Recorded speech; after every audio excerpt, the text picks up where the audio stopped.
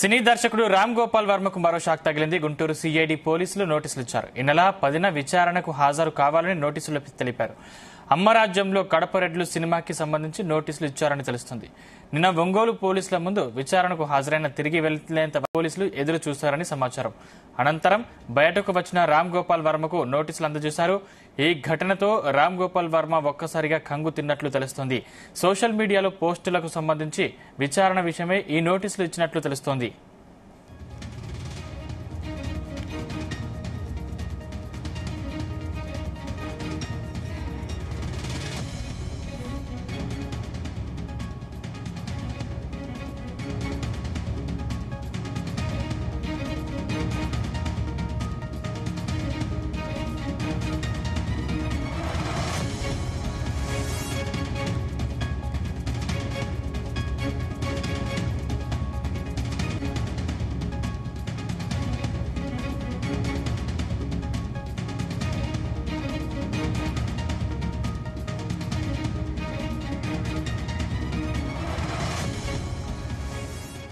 ఇక సినీ దర్శకుడు రామ్ గోపాల్ వర్మకు మరో షాక్ తగిలింది. గుంటూరు సిఐడి పోలీసులు నోటీసులు ఇచ్చారు. ఈ నెల 10న విచారణకు హాజరు కావాలని నోటీసుల్లో తెలిపారు.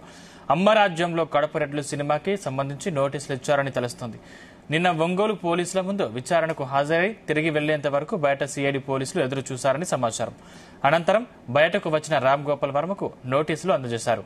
ఈ ఘటనతో రామ్ గోపాల్ వర్మ ఒక్కసారిగా కంగు తిన్నట్లు తెలుస్తోంది. సోషల్ మీడియాలో పోస్టులకు సంబంధించి విచారణ విషయమై ఈ నోటీసులు ఇచ్చినట్లు తెలుస్తోంది.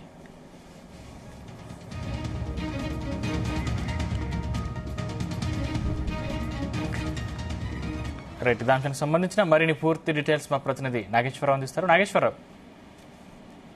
Sandeep, good morning. ఆంధ్రప్రదేశ్ రాష్ట్రంలో రామ్ గోపాల్ వర్మ అంశానికి సంబంధించి ఆ విచిత్ర ఘటనలు చోటు చేసుకుంటున్న నేపథ్యంలో షాకింగ్ పరిణామాలకు గురవుతున్నాడు రామ్ గోపాల్ వర్మ. ఎప్పుడూ కూడా ఆ సినిమాల ద్వారా, తన ట్వీట్ల ద్వారా, తన యొక్క మాటల ద్వారా, తన యొక్క ఇంటర్వ్యూల ద్వారా ప్రజలకి, అధికారులకి, ఆ నాయకులకి షాక్ ఇచ్చే రామ్ గోపాల్ వర్మకి ఎన్డీఏ కూటమి అధికారంలోకి వచ్చిన తర్వాత ఎన్డీఏ కూటమి వరుస షాకులు ఇస్తుంది అనటంలో ఎటువంటి సందేహం లేదు.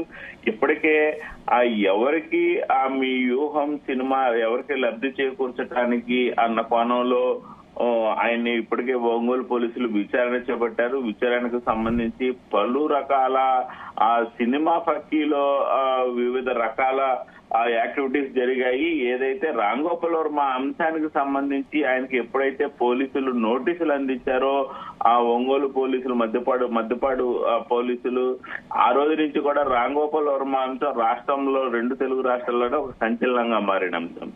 మొత్తంగా చూసుకుంటే రామ్ గోపాల్ వర్మ నోటీసులు అందించిన తర్వాత తాను విచారణకు వస్తారని చెప్పినప్పటి నుంచి కూడా ఆయన విచారణకు హాజరు కాకపోవటం, ఆయన కోర్టు మెట్లు ఎక్కటం, కోర్టులో ముందస్తు బెయిల్ తీసుకోవటం, ముందస్తు బెయిల్ తీసుకున్న అనంతరం కూడా ముందస్తు బెయిల్ అయితే ఇచ్చాం కానీ విచారణకు మాత్రం తప్పనిసరిగా హాజరవ్వాలంటూ కూడా కోర్టు ఇచ్చిన ఉత్తర్వుల మేరకు చేసేదేమిలాగా విచారణకు హాజరైన పరిస్థితి అయితే ఉంది రామ్ గోపాల్ వర్మ. ఈ నేపథ్యంలోనే రామ్ గోపాల్ వర్మకు సంబంధించి ఎవరికి ప్రయోజనం చేకూర్చాలని వ్యూహం సినిమా తీశారంటూ కూడా ఆయన మీద భారీగా ప్రశ్నలు సంధించారు ఒంగోలు పోలీసులు. ప్రతిపక్ష నాయకులు చిత్రాలు మాడిఫైయింగ్ చేసి కించపరిచేందుకు మీకు లాభం చేకూర్చింది, వాటిని ఎక్స్ లో అప్లోడ్ చేశారా, దీని వెనక ఎవరున్నారంటూ కూడా ఆయన పలు రకాల ప్రశ్నలు సంధించిన పరిస్థితి ఉంది. దాదాపు నిన్న సాగిన విచారణలో 40కి పైగా ప్రశ్నలు పోలీసులు విచారణ నిమిత్తం రామ్ గోపాల్ వర్మని అడిగిన పరిస్థితి ఉంది. ఎక్స్ ఖాతా తనదేనని, అందులో ఎవరు పోస్ట్ చేశారో మాత్రం తనకు తెలియదంటూ వర్మ చెప్పడంతో పోలీసులు అవాక్కైన పరిస్థితి ఉంది. అయితే మిగిలిన ప్రశ్నలకు సమాధానం ఇవ్వకుండా విచారణకు సహకరించలేదని పోలీసులు పక్కన అధికారులతో చెప్పినట్టు సమాచారం అందుతుంది. గత ఏడాది వ్యూహం సినిమా ప్రచార సమయంలోనే తెలుగుదేశం పార్టీ అధినేత చంద్రబాబు నాయుడు, ప్రధాన కార్యదర్శి లోకేష్, జనసేన పార్టీ అధ్యక్షుడు పవన్ కళ్యాణ్ ఫోటోలను మార్పింగ్ చేసి వారి వ్యక్తిత్వాలను కించపరిచేలా ఎక్స్ లో రామ్ గోపాల్ వర్మ పోస్టులు పెట్టారని కూడా ప్రకాశం జిల్లా మధ్యపాడు పోలీస్ స్టేషన్ లో కేసు నమోదైన పరిస్థితి ఉంది. అయితే ఈ నిమిత్తమే ఆయన నిన్నటి మధ్యాహ్నం 9:01 విచారణ, 9:01 వరకు, రాత్రి 9:01 వరకు విచారణ కొనసాగింది నిన్న మధ్యాహ్నం నుంచి.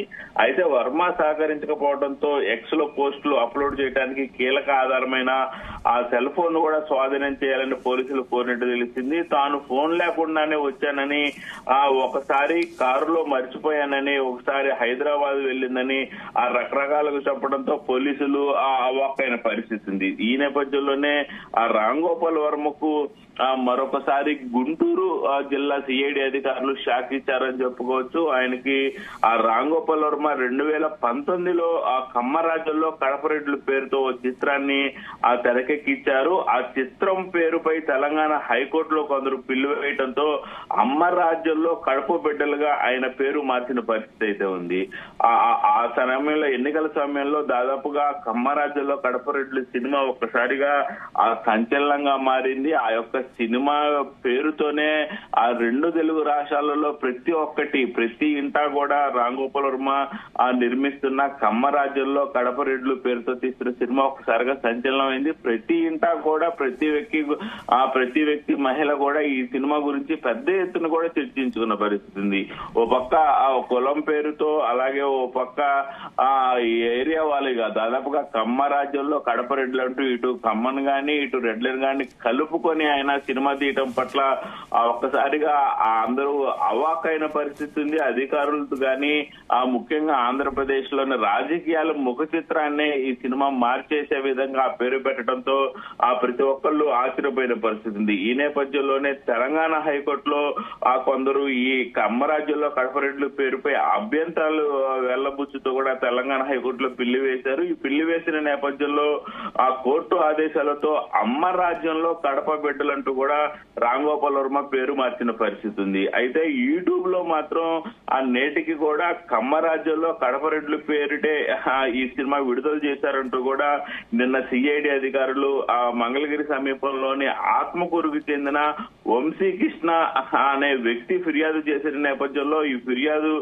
నిమిత్తం ఆయనకి నోటీసులు అందించారు. అయితే ఉద్రేక పూరిత దృశ్యాలను తొలగించలేదని ఆ సినిమాలో కూడా విచారణ ఫిర్యాదులో వంశీకృష్ణ పేర్కొన్న పరిస్థితి ఉంది. ఈ మేరకు రామ్ గోపాల్ వర్మపై మంగళగిరిలోని సిఐడి పోలీస్ స్టేషన్ లో గత ఏడాది నవంబర్ 29న కూడా కేసు నమోదైన పరిస్థితి ఉంది. ఈ కేసుకు సంబంధించి నోటీసులను రామ్ గోపాల్ వర్మకు ఒంగోలులో సిఐడి అధికారులు అందజేశారు. ఖచ్చితంగా ఆయన విచారణకి రావాలని, విచారణకి రాని పక్షంలో అరెస్టులు కూడా ఉంటాయని పోలీసులు ఇండైరెక్ట్ గా రామ్ గోపాల్ వర్మకి తెలిపిన పరిస్థితి అయితే ఉంది. ముఖ్యంగా యూట్యూబ్ లో నేటికి కూడా ఆ సినిమాకి సంబంధించి వివిధ పాత్రలను కట్ చేసి వేయకుండా, అలాగే పేరు మార్చకుండా వేసినందుకు, వివిధ పాత్రలను కట్ చేయకుండా వేసినందుకు ఆయన ఖచ్చితంగా దీనికి సమాధానాలు చెప్పాలని కూడా సూచించినట్టు తెలుస్తోంది. దాదాపుగా ఆ రామ్ గోపాల్ వర్మ అంశానికి సంబంధించి ఆంధ్రప్రదేశ్ లో ఒక్కసారిగా